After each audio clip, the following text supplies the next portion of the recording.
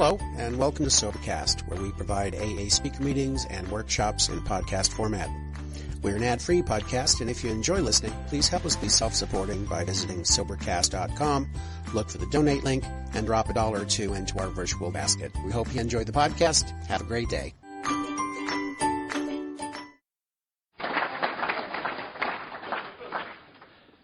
Can you all hear me okay? Let me do a quickie test here.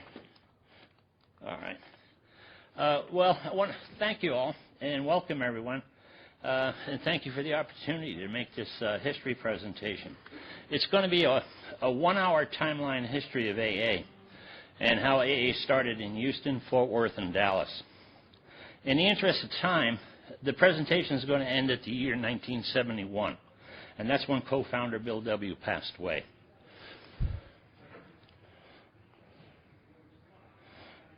Our 12th step, carrying the message, is the basic service of the AA Fellowship. It is our principal aim and main reason for our existence. Therefore, AA is more than a set of principles. It's a society of alcoholics in action. We must carry the message, else we ourselves can wither, and those who haven't been given the truth may die. Carrying the message is the historical service that gave birth to the AA Fellowship and AA's first group in Akron, Ohio. AA's co-founders, Bill W. and Dr. Bob, first met in Akron in early May 1935. Dr. Bob later went on a 4-day binge at a medical convention, and Bill W. helped him through 3 days of sobering up to get ready for his scheduled surgery. Dr. Bob had his last drink on the day of the surgery, which is celebrated as June 10, 1935. And AA marks this date as the beginning of the AA Fellowship.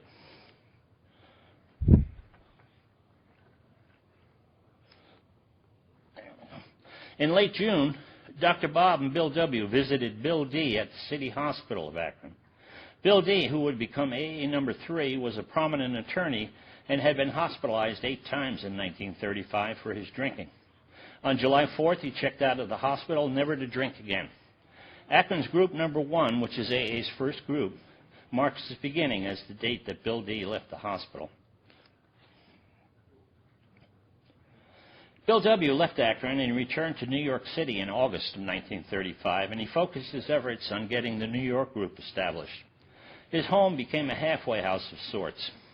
Ebby T., the man who originally carried a message of recovery to Bill, came to live there in November. In April 1937, Ebby got drunk after 2.5 years of sobriety, and he began an on-again, off-again pattern of drinking and sobriety that would stay with him. Dr. Bob and Bill W. met again in Akron in late 1937. There were 2 groups then and about 40 sober members, and more than half of them were sober for over a year. And this was actually a very remarkable success story, since all these sober members had previously been considered hopeless and beyond any help at all. Bill had ideas for a chain of AA hospitals, paid missionaries, and a book of experience to carry the message to distant places. Dr. Bob liked the book idea, but not the hospitals and paid missionaries. In a meeting of the Akron group, Bill's ideas narrowly passed by a single vote. The New York group was more enthusiastic, and this milestone marked the decision to write the Big Book. In April 1938, the writing of the Big Book began at Honors Dealers, 17 William Street, Newark, New Jersey. It was the business office of New York member Hank P., whose Big Book story is The Unbeliever. Bill W. wrote draft outlines on legal pads, and he dictated the expanded text to Ruth Hock, who was then the Honors Dealer's secretary. Each week he would read the drafts to those who met at his home, and edited copies were sent to Dr. Bob for further review and editing by the Akron members. As they worked their way through the chapters, the New York and Akron members also wrote the personal stories to be included in the book. The book text and stories were completed in January 1939. 400 manuscript copies were sent out for review and comments. A New York member, Jim B., suggested the phrases, "God as we understood him," and "power greater than ourselves" be added to the steps and basic text. Bill W. wrote in a July 1953 Grapevine article, quote, "Those expressions, as we so well know today, prove lifesavers for many an alcoholic. Jim B., whose Big Book story is The Vicious Cycle, started AA in Philadelphia, and he helped start AA in Baltimore, Maryland as well. The manuscript review copies were returned by March, and then they produced very few changes. However, a major change did occur when a Montclair, New Jersey psychiatrist named Dr. Howard suggested toning down the use of the term "you must" and changing it to "we ought" or "we should." Tom Uzel, an editor at Collier's and New York University faculty member, edited the manuscript and reduced it to around 400 pages. The cuts mainly came from the personal stories. After the editing, Bill W., Hank P., Ruth Hock, and Dorothy S. of Cleveland drove to Cornwall, New York to deliver the heavily marked up manuscript to the Cornwall Press. The markup manuscript contained hundreds of accumulated editing changes. The manager of Cornwall Press almost sent them back to type up a clean copy. And Hank P. convinced the manager to accept the manuscript on condition that they would correct galley proofs as they came off the press. They checked into a hotel and they spent the next several days proofreading the galleys. Just as an aside, we have a copy of this manuscript back in the archives exhibit. You're welcome to look through it. It's a blast. The two markup manuscript pages shown are the beginning of Chapter 5, how it works. Many pages had handwritten notations from top to bottom, and almost all the notations were by Hank P.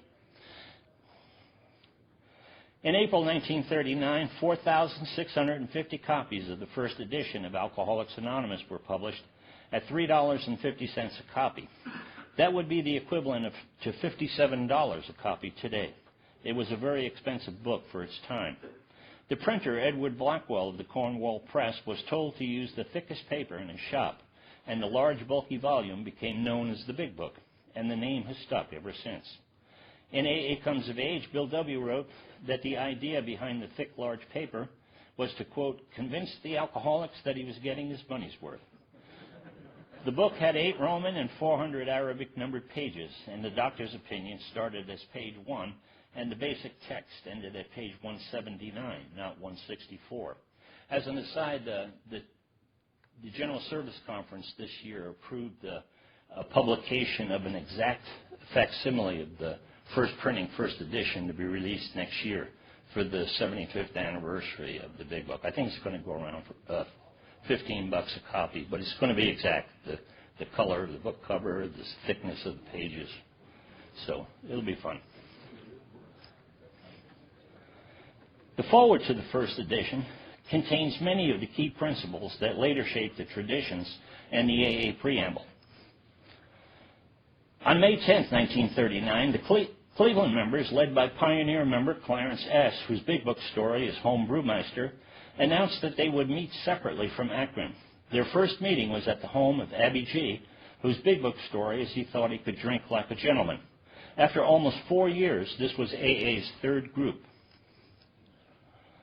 The story of AA in Texas began in Cleveland in late 1939. A newspaperman, Larry J., age 40, and all of 100 pounds, was found in freezing weather with no coat, a lung collapse from tuberculosis, and near death in dreadful physical shape. Larry slowly recovered at a Cleveland hospital from DTs, malnutrition, and exposure. Cleveland AA members, including Clarence S., visited him regularly and took care of him. Because of his physical ailments, Larry was told that he would be healthier in a warm climate. Larry had never attended an AA meeting, and he boarded a train to live and work in Houston with nothing more than a Big Book in hand. Larry had a spiritual awakening on the train while reading the Big Book. Dorothy S. of Cleveland wrote to Ruth Hock on January 19, 1940, describing Larry as a brilliant newspaperman who was completely down and out owing to John Barleycorn. She asked the New York office to provide help to Larry in starting a group in Houston. Upon arriving in Houston, Larry J. sought out Alan C. Bartlett, the editor of the Houston Press. At first, Bartlett refused to see him since Larry's reputation as an alcoholic had preceded him. Bartlett was persuaded to give Larry 5 minutes of his time, as long as Larry promised not to ask him for a job.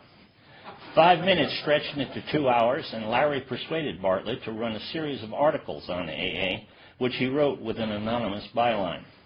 The articles were extremely well written, and they generated much favorable publicity for AA.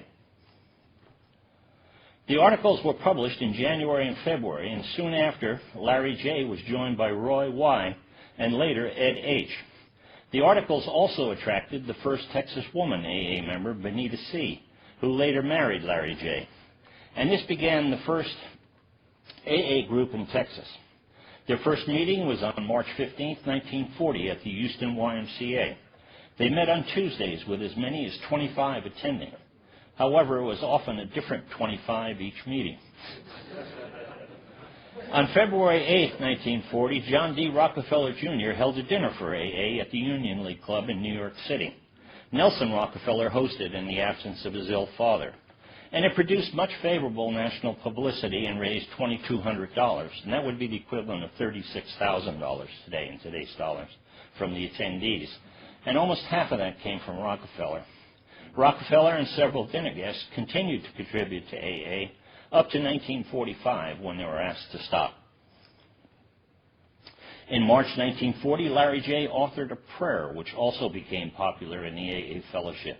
It was sometimes called the Texas Prayer. In April 1940, the Alcoholic Foundation office moved from 17 William Street, Newark, New Jersey, to 30 Vesey Street in New York City. And Ruth Hock became AA's first national secretary. Most of the draft yellow pages and manuscript drafts of the Big Book were discarded before the move. A difficult loss to AA's archives was the draft of the initial version of the 12 Steps. Larry J.'s Houston Press articles led many to inquire about AA. The Alcoholic Foundation reprinted them as AA's first pamphlet, which they distributed from the New York office. The pamphlet remained popular for several years and was often called the Houston pamphlet. Alan C. Bartlett was so impressed with the articles that he hired Larry as an editorial writer. However, among all this joy, there was also to be sorrow. As a fair number of AA pioneers did, Larry J. later returned to drinking in 1943, and it led to his death in 1944. A publication called the AA Bulletin was first mailed to groups by the New York office on November 14, 1940. It was intended to inform groups of important events.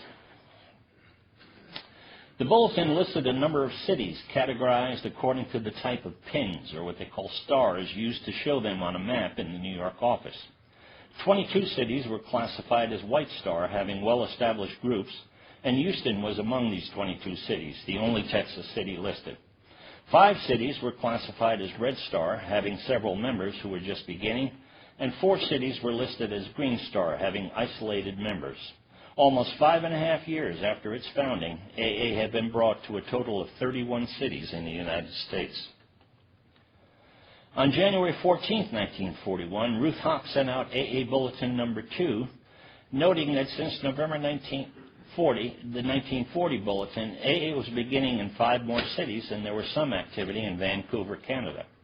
The bulletin also had a flash lead item that the Saturday Evening Post would be publishing an article on AA by Jack Alexander, and that there would likely be numerous inquiries in response to the article.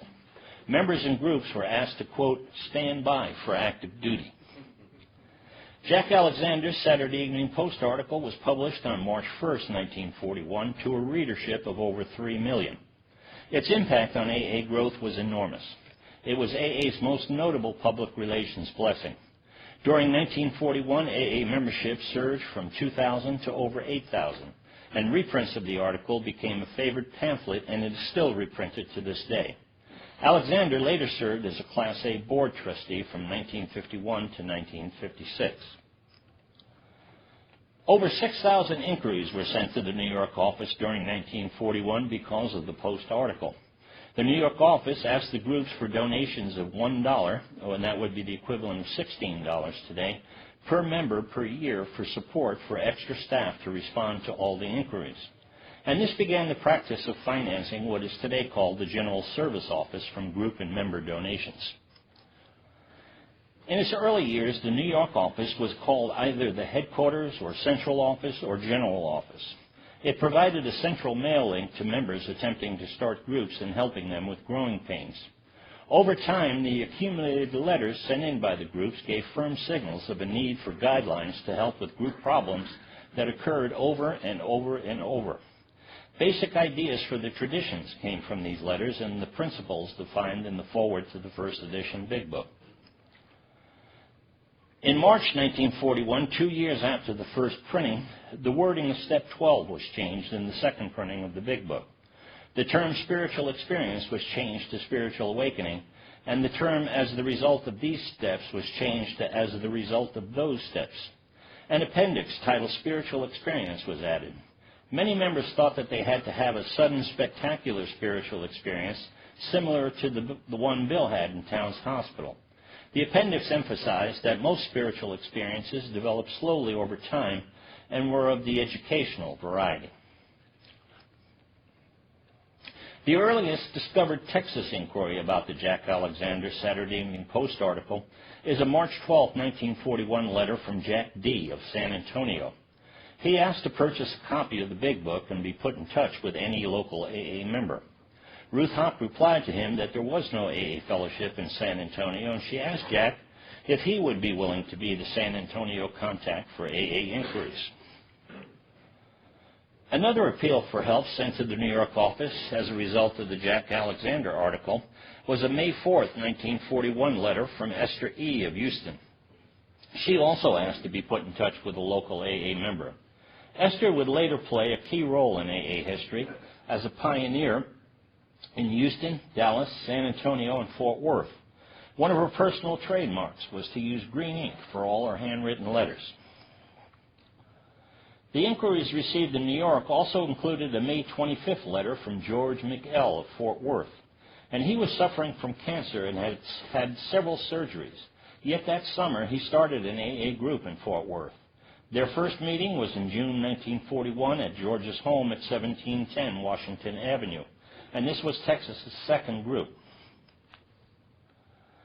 Ruth Hawk sent out AA Bulletin Number 3 on June 30, 1941, announcing that over 4,400 letters had been answered in the 3 months since the Saturday Evening Post article was published. Correspondence was being maintained with 116 cities, and that's almost 3 times the number that was announced the previous January. At the end of the bulletin, Ruth reported on the discovery of a prayer that we today call the Serenity Prayer. The office later printed it on small cards, which they included in the outgoing mail. For years within AA, it was called the AA Prayer instead of the Serenity Prayer. There's much conflicting information in AA literature as to when and from what source the Serenity Prayer originated. The prayer is attributed to Reinhold Niebuhr, whose version differs somewhat from the popular version. On June 21, 1941, Jack D. wrote to Ruth Hawk that a small handful of San Antonio members were having weekly luncheons, and they hoped soon to begin weekly meetings. Jack had high praise for Reverend Everett Jones, pastor of St. Mark's Episcopal Church, who later became Bishop of San Antonio. Reverend Jones played a leading role in establishing AA in San Antonio. Jack D.'s efforts to start a group came to an abrupt halt in July 1941. A job offer came from the American Red Cross, and Jack left for El Paso. On August 31, 1941, Ruth Hawk wrote to the San Antonio members that the New York office would assist in any way possible. Despite repeated attempts to start a group in San Antonio, success would not come until 1945. In August 1941, Clarence S. joined with Abby G. and other Cleveland members to help start AA's first central office. Bill W. also credits Abby G. and the Cleveland Central Office with introducing the principle of rotation to AA. The Jack Alexander article caused the first Dallas inquiry to be sent to the New York office. It was an October 13, 1941 letter from a non-alcoholic judge, Joe M. Hill, to purchase reprints of the article. Judge Hill presided in the corporation court, and he informed the New York office that he would attempt to establish a chapter of AA in Dallas. Meanwhile, 2 October 1941 Fort Worth press articles by Leroy Manuel described the 12-step work being done by George McL. The articles announced that a Fort Worth AA chapter had been established, and those interested could contact the newspaper's city editor to obtain more information.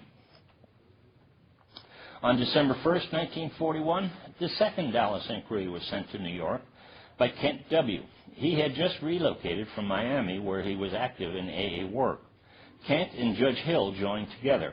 The December 11th, 1941 Dallas Morning News carried an article informing the public that a Dallas AA chapter had been formed. On December 31st, 1941, the New York office distributed a 4-page census of 146 known cities where AA had been established. The cities were classified again according to the color of pins or stars used to show them on a map in the office. 69 cities were classified as White Star, having well-established groups. 43 cities were classified as Red Star, having several members who were just beginning, and 34 cities were listed as Green Star, having isolated members.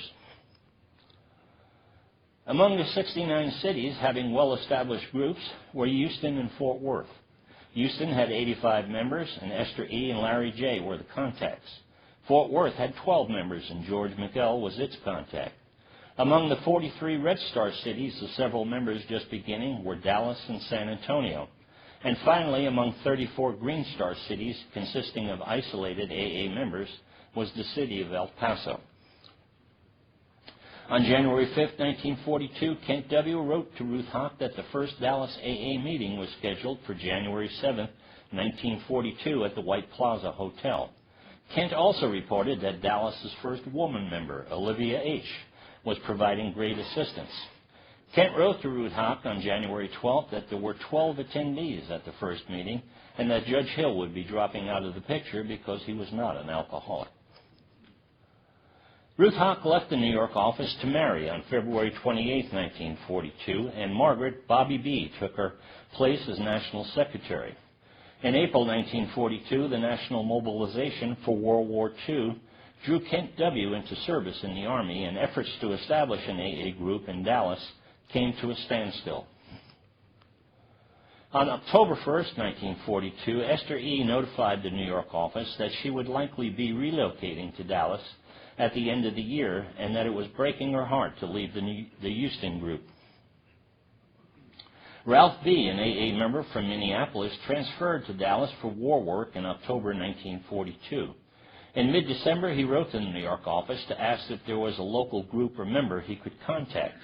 George McL in Fort Worth also wrote to the New York office that Lucian W., an AA member from Philadelphia, had contacted him seeking help to start AA in Dallas.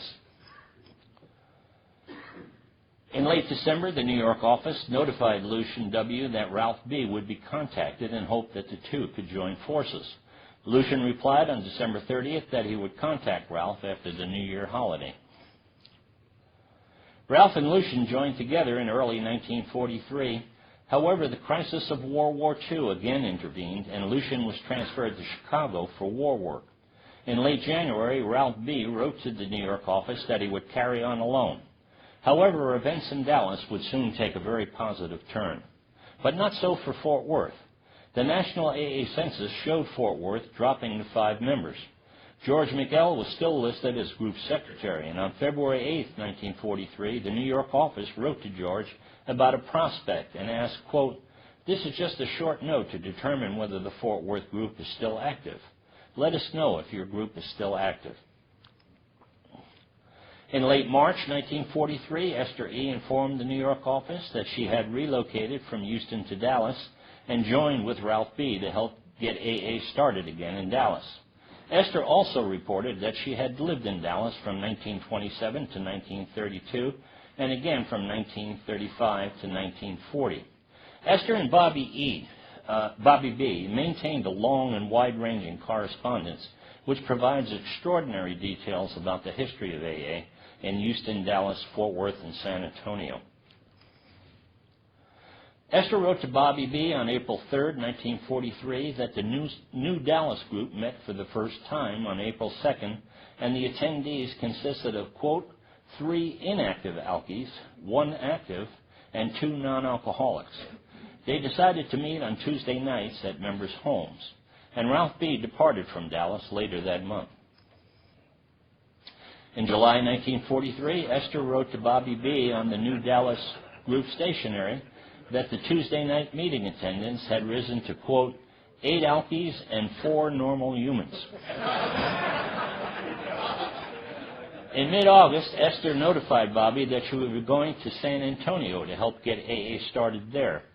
She also reported that it was discovered that George McL had been drinking beer for the last 2 years and was out of contact with everyone. Esther sent a woman she sponsored, Annie Mae T., to Fort Worth to help get things back on track again. Annie Mae would do for Fort Worth what Esther did for Dallas. Annie quickly started meetings again together with George McL, Ralph R., and Mac B., and later rented a room at the Blackstone Hotel for meetings. The National AA Census for October 1943 showed Dallas with 12 members. The Fort Worth Star-Telegram of October 31, 1943, reported on Annie Mae's 12-step work, and its headline read, quote, Alcoholics Anonymous is ready to salvage human wrecks in Fort Worth, too. The following month, Annie Mae wrote to Bobby B. that 10 members were attending meetings regularly. The January 1944 National AA Census showed Esther E. as secretary and Dallas membership more than doubling to 25. Fort Worth continued to show a membership of 10 with Annie Mae T. as secretary. And Fort Worth meetings moved from the Blackstone Hotel to the downtown YMCA on Wednesday night. Communications to and from groups was greatly aided by the publication of 2 newsletters, the Cleveland Central Bulletin and the AA Grapevine. The Central Bulletin began publication in October 1942 and the Grapevine in June 1944.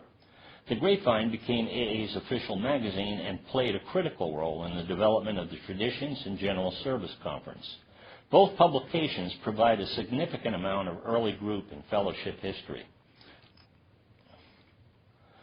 A January 1945 Grapevine article by Merle S. of Dallas paid tribute to Esther E.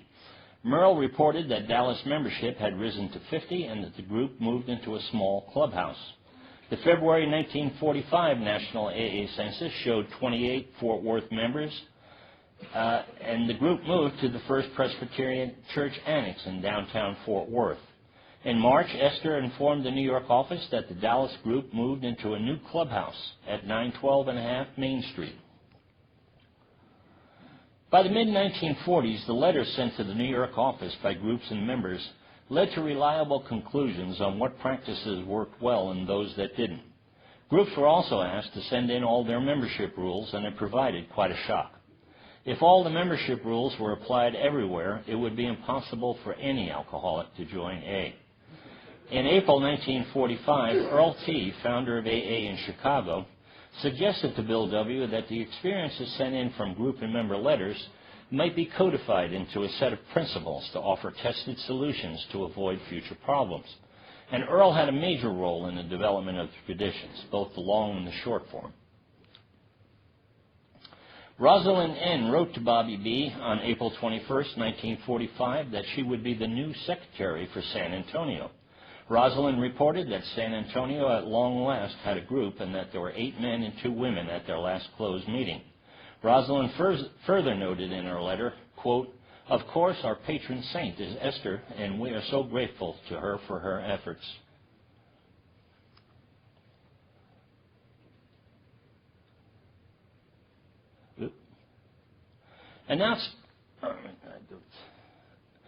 When World War II ended, gasoline rationing and travel restrictions were lifted. There were an estimated 500 AA groups and 14,000 members who began to gather together more frequently in larger meetings, at first locally with one-day programs, and then among several towns in an area, and soon even regionally with weekend conferences. The first national AA meeting was organized by the Cleveland groups in June 1945 to celebrate AA's 10th anniversary. Technically, it could be called the First International Convention, but it was not promoted as such. Announcements went out through the Central Bulletin and Grapevine, and over 2,500 attendees gathered in Cleveland for the celebration. Visitors came from 36 states, Canada, and Mexico, and activities included a dinner, a dance, and open house celebrations by 4 local groups.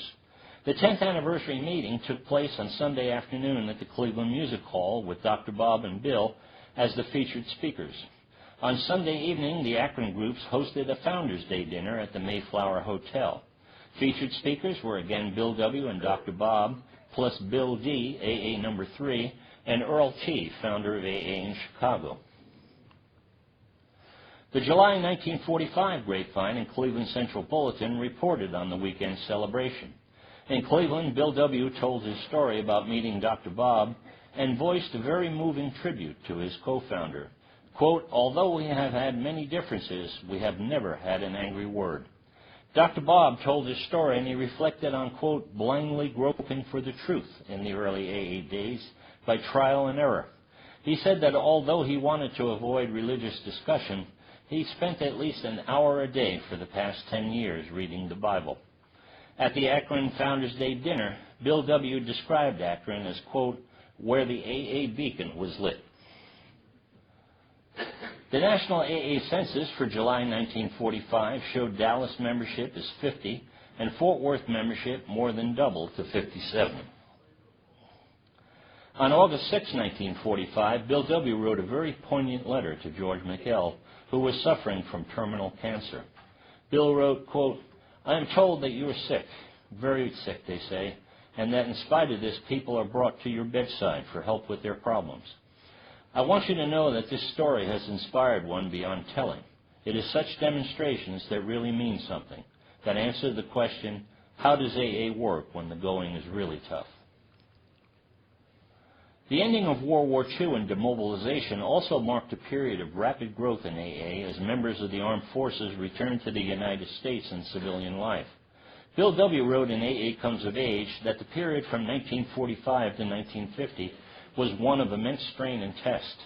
The three main issues were money, anonymity, and what was to become of AA when its old-timers and founders were gone. Bill began his most intense and exhaustive work of forming the traditions and creating a service structure to carry on after he and Dr. Bob were gone.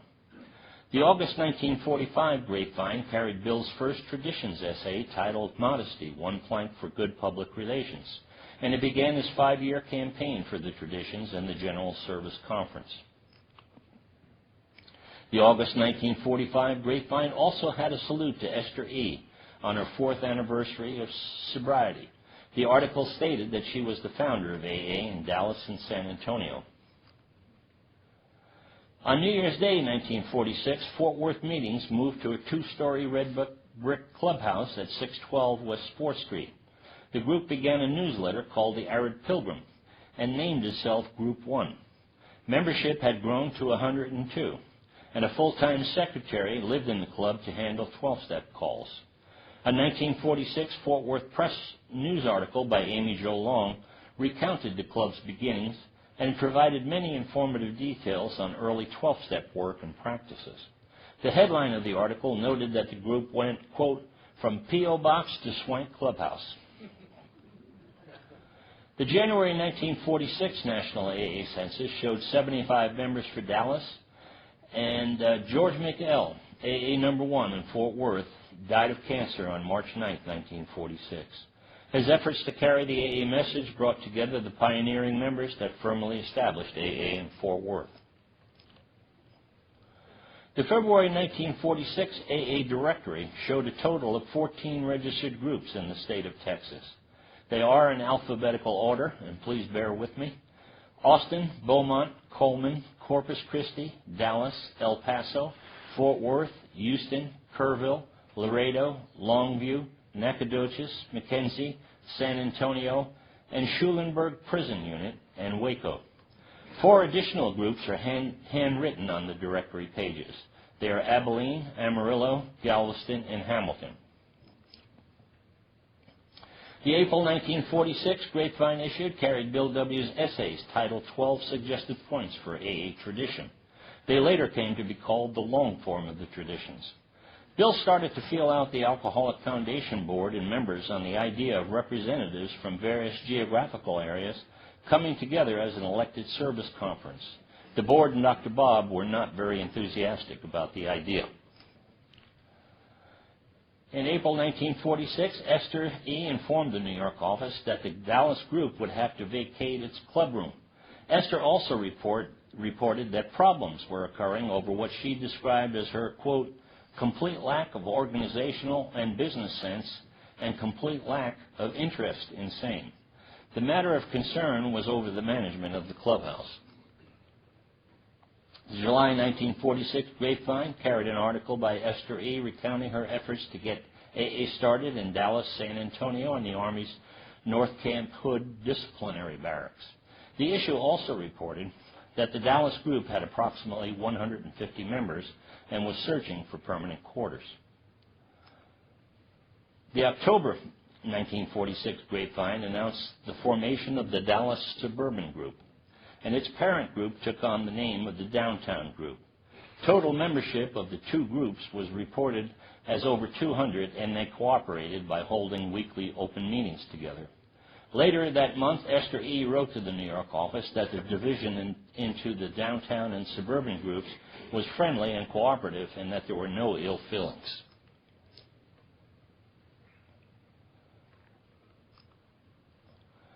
The February 1947 National AA Census reported that Fort Worth Group Number 1 membership was 275. The following March, Esther E. informed the New York office that Ralph B. was in town, and he was the member that she first met when she arrived in Dallas. Ralph started drinking again after leaving Dallas in April 1943, but he was now sober almost 2 years with the Cincinnati group. The April 1947 Grapevine reported that Dallas had over 300 members, with about 200 in the downtown group and the others in the suburban group. After a difficult year of talks on policy and structure, Bill W. wrote an April 1947 paper titled Our AA General Service Center, the Alcoholic Foundation of Yesterday, Today, and Tomorrow. It outlined the history of the foundation and recommended a General Service Conference and renaming the Alcoholic Foundation Board to the General Service Board of Alcoholics Anonymous. The trustees' reactions were at first defensive and then outright negative. They saw no need for change. Most members today would not associate the seeds of the traditions and concepts with the years 1946 and 1947, respectively. AA was on the verge of its teenage years, and a visionary Bill W. was laying the groundwork for its coming of age. On January 22, 1948, Dick P. informed the New York office that the Dallas Central Office had been open for 2 days and that he was the office secretary. The office was located at 1910 Commerce Street. Total Dallas membership was listed as 254, with 7 affiliated groups, and only one of those groups exists today, and it's the Oak Cliff Group in Dallas. The club on 4th Street in Fort Worth was named the Harbor Club in early 1948, and the name came from member Joe C. in a contest. The February 1948 Grapevine announced the itinerary for a planned trip by Bill W. and his wife Lois to Canada, the West Coast, Texas, St. Louis, and Chicago. On February 11, 1948, the Dallas Central Office sent out a letter announcing that Bill and Lois would be visiting Texas on April 20th and 21st. Bill had chosen Lubbock and Dallas as centers where the groups in the areas might meet and talk with him on a proposal to hold what was then called, quote, regional AA conferences, or what we today call area assemblies. Bill was willing to talk to an open gathering, but he also asked for a meeting of AA members only, where he could discuss the traditions and proposal for an annual conference of representatives from the regional conferences, or what we today call the General Service Conference. A dinner was held for Bill at the Golden Pheasant Restaurant in Dallas, and in the photo he is sitting next to Esther E. The man in front of the photo, leaning over the table, is Owen L., who 3 years later, in 1951, served as a Northeast Texas area delegate to the First General Service Conference. Bill and Lois also found time to visit the Fort Worth Harbor Club and signed the guest book. In June 1948, Dr. Bob was diagnosed with terminal cancer, and he closed his office and retired from practice. In his last year, he fulfilled a lifelong dream of obtaining a convertible automobile, a Buick Roadmaster. Bill W. was spurred into greater urgency as Dr. Bob's illness progressed, and he pressed harder for a General Service Conference to take the place of the AA founders. It resulted in hot debates, and a serious rift developed between him and the Class B, or the alcoholic trustees, over what they called Bill's, quote, sledgehammer tactics. In AA Comes of Age, Bill admits to writing a sizzling memo that nearly blew the Alcoholic Foundation apart. It caused 4 trustees to submit letters of resignation. Bill W. wrote each of them a letter of apology, and the resignations were either withdrawn or not accepted at the next board meeting. The Harbor Club was incorporated and chartered by the Texas Department of State on May 3, 1948. And on August 11, 1948, the club purchased an old mansion at 1008 Penn Street and restored it to magnificent condition. Bill W. may have had the place in mind when writing about clubs in AA Comes of Age, where he stated, quote, "Scores and scores of clubrooms and clubhouses now dot our landscape. Some of the more elegant ones, especially those in Texas, have to be seen to be believed."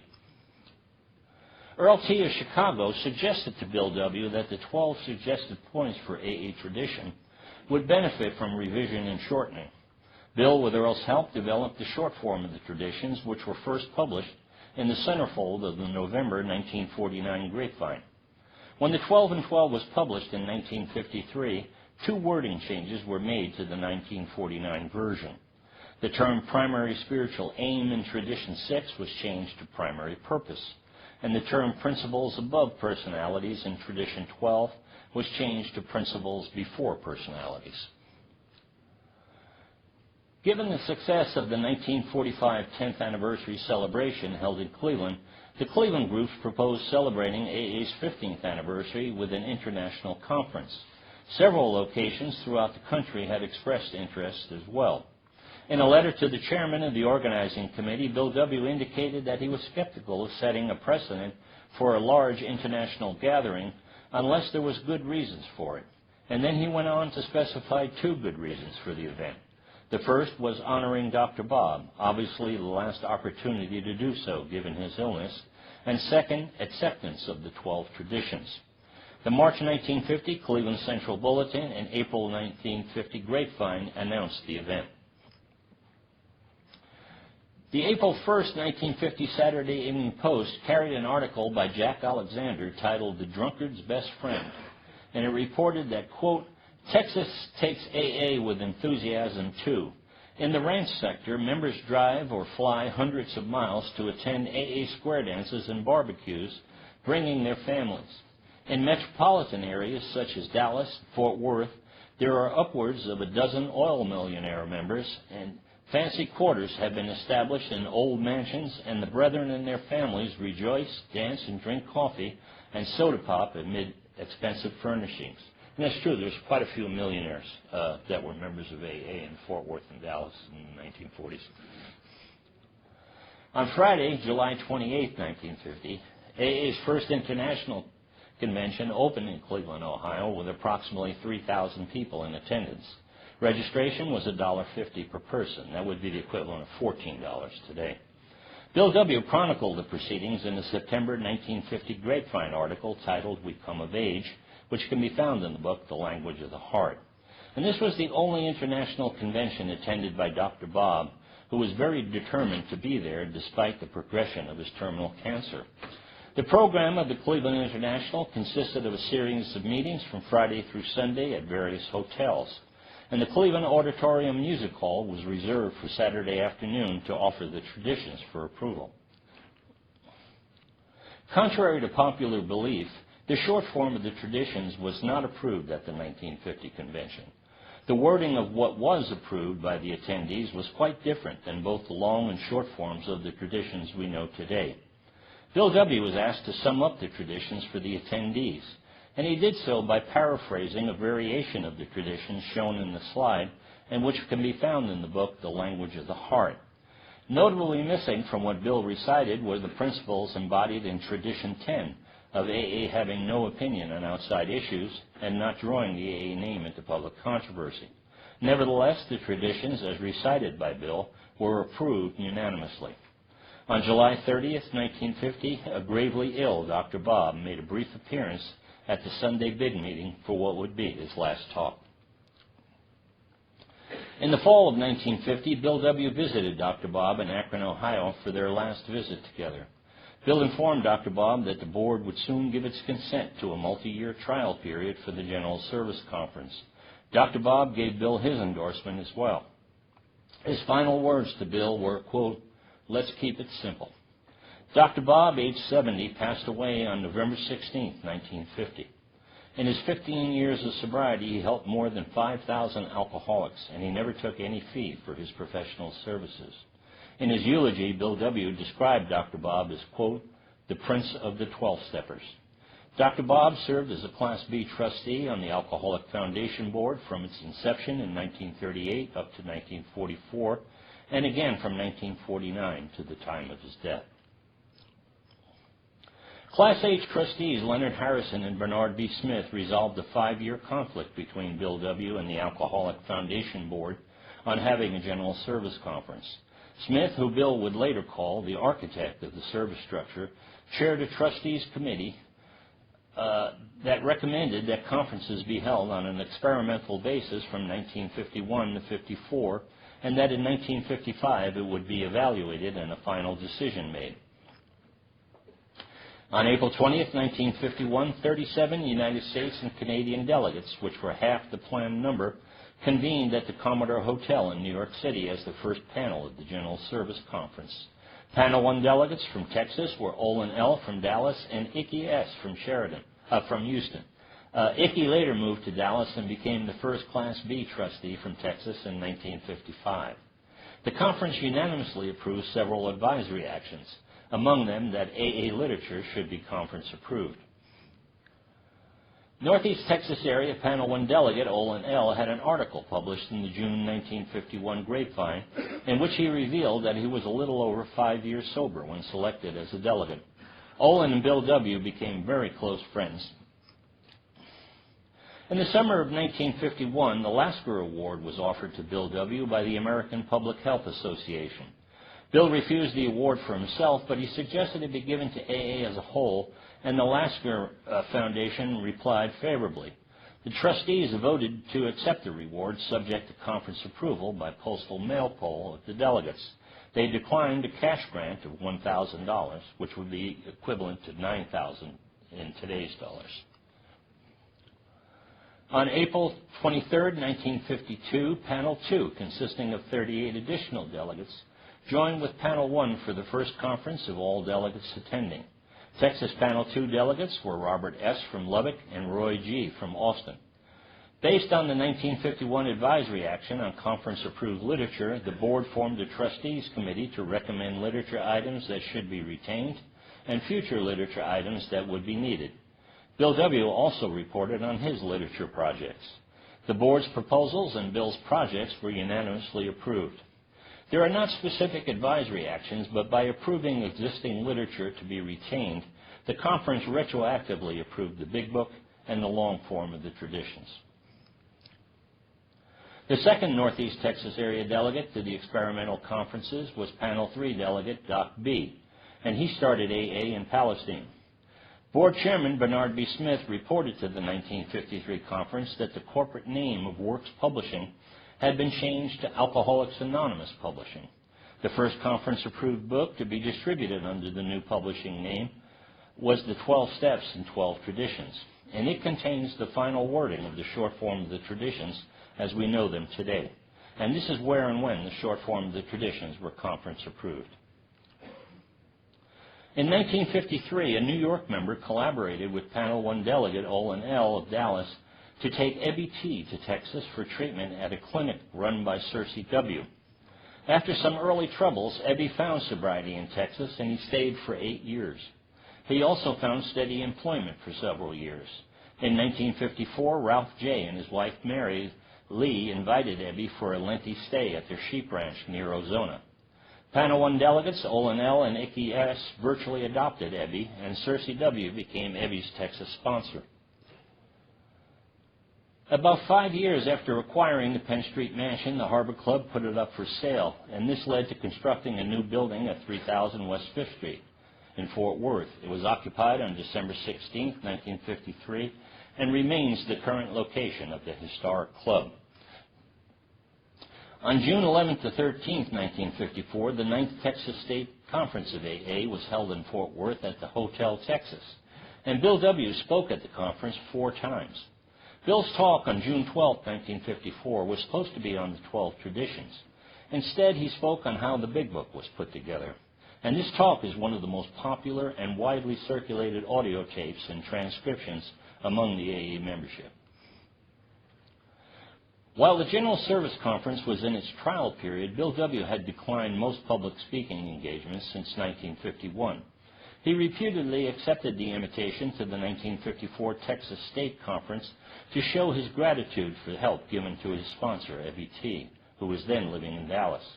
Ebby had his longest period of sobriety while living in Texas. The 1955 General Service Conference convened in St. Louis, Missouri on June 26 to 29th, and again on July 3rd.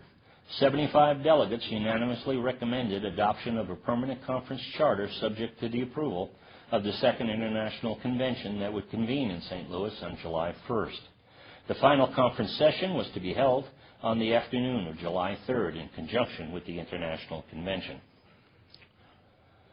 AA's 20th anniversary and Second International Convention was held in St. Louis's Kiel Auditorium from July 1st to 3rd, 1955. Estimated attendance was 3,800, and its theme was Coming of Age.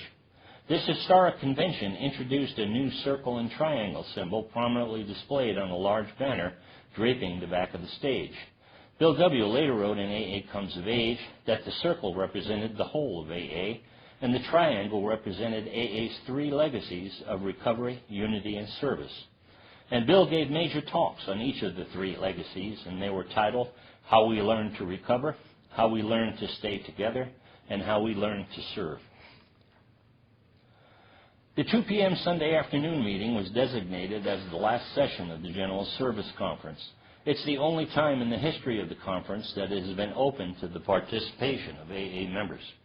At the invitation of Chairman Bernard B. Smith, Bill W. presented a resolution to the attendees, the heart of which read, quote, "Be it therefore resolved that the General Service Conference of Alcoholics Anonymous should become, as of this date, July 3rd, 1955, the guardian of the traditions of Alcoholics Anonymous, the perpetuator of the moral services of our society, the voice of the group conscience of our entire fellowship, and the sole successors to its co-founders, Dr. Bob and Bill."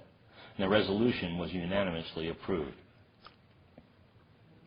The second edition Big Book was introduced at the 1955 International Convention at a retail price of $4.50, and that would be the equivalent of $38 today. It contained 30 new personal stories. Bill W. renumbered the pages of the second edition so that page 1 began with Bill's story instead of the doctor's opinion. It's not known why he did this, but there has been some very creative and entertaining speculation on that.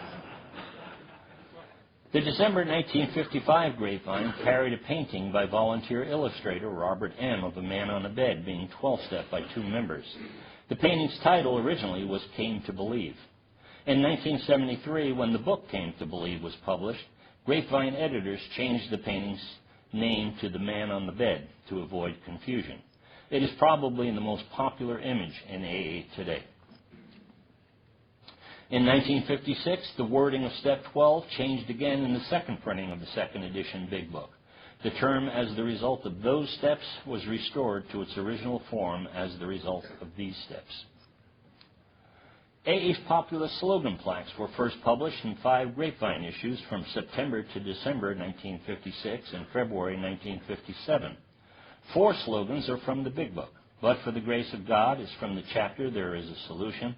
Easy Does It, First Things First, and Live and Let Live are from the chapter The Family Afterward.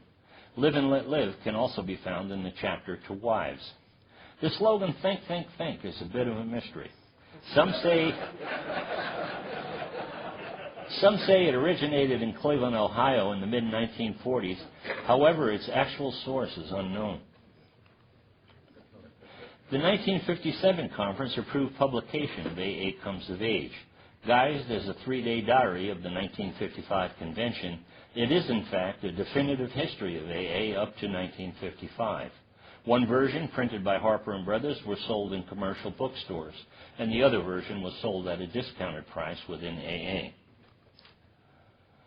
Esther E. passed away on June 3, 1960, with a little over 19 years of sobriety. In 1955, 14 years after she first wrote to the New York office for help, she had her big book story published in the second edition under the title A Flower of the South. The story was removed in the fourth edition. Esther donated her first edition big book, which is signed by Bill W., to the Dallas Intergroup Association, and it is on display in the office. Her legacy to Texas is substantial. She helped to either form or revive AA in Houston, Dallas, San Antonio, and Fort Worth, and probably lent a direct helping hand to dozens of other Texas cities. The 1962 conference unanimously approved Bill W.'s manuscript titled 12 Concepts for World Service. With the publication of this book, all the spiritual principles of AA's three legacies of recovery, unity, and service were defined and explained in detail. Fort Worth Group 1 held meetings at the Harbor Club for almost 2 decades. In 1965, a division occurred, causing some of the members to leave the club setting, but keeping the name Group 1. Group 1 became inactive in 1977. The members that remained at the club formed the Harbor Group. On March 21, 1966, Ebby T. died of emphysema. Some believe that he died drunk, and it's not true. He was 2.5 years sober when he passed away. Bill loyally referred to Ebby as his sponsor throughout his life. The U.S. copyright to the first edition Big Book expired in April 1967 and was not renewed. It was not discovered until 1985, when it was also discovered that the copyright for the second edition had lapsed in 1983. It should be noted, however, that the Big Book copyright has expired only in the United States. It is still in force outside the United States under international treaty agreements. Over 10,000 attendees from 50 states and 27 countries met in the Miami, Florida Convention Hall in July 1970 for AA's 5th International Convention and 35th anniversary. The convention theme was unity, and Bill W. appeared on Sunday morning for what would be his last public appearance. His health had severely weakened due to emphysema. He was confined to a wheelchair and required the administration of oxygen. On January 24, 1971, William Griffith Wilson, age 75, co-founder of AA and 36 years sober, died at 11:30 p.m. at the Miami Heart Institute in Miami Beach, Florida. The date was also Bill and Lois's 53rd wedding anniversary. Bill W. was the architect and author of AA's three legacies of recovery, unity, and service, and all the written works that explain them. And this was an amazing achievement because he had no training at all as a writer. In 1990, Life magazine named Bill W. as one of the 100 most important Americans of the 20th century. Similarly, in 1999, Time magazine named Bill W. as one of the 100 international heroes and icons of the 20th century. I mentioned at the beginning that the presentation was going to end at the point of Bill W.'s passing. So I'd like to sum up. AA's story began with a 5-month sober and still shaky stockbroker from New York who had his last drink, which was a beer, in December 1934. While on a failed business trip to Akron, Ohio, he met an alcoholic surgeon who desperately wanted to stop drinking. And he had his last drink, also a beer, in June 1935.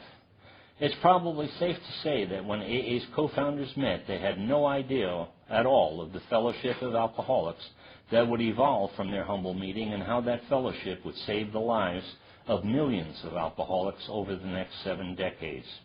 Their legacies are today described as recovery, unity, and service. They were our gifts to freely receive, and it is our duty to freely give them away. And it's been a remarkable journey down the road of happy destiny. Before concluding, I'd like to announce that the Archives Committee members offer a CD if you like this particular presentation. We have a CD available that has 3 times the amount of information that it's in.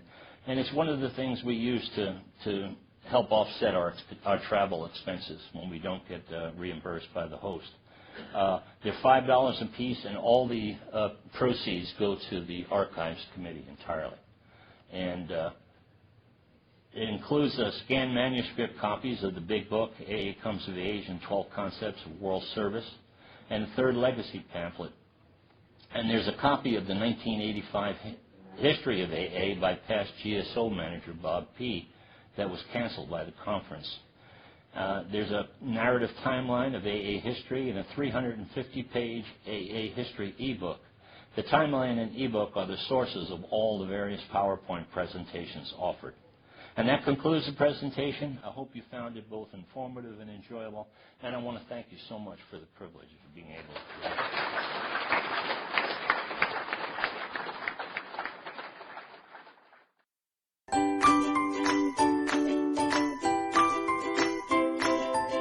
Thanks for listening. I hope you enjoyed the podcast. Sobercast is ad-free, and we'd like your help in order to keep it that way.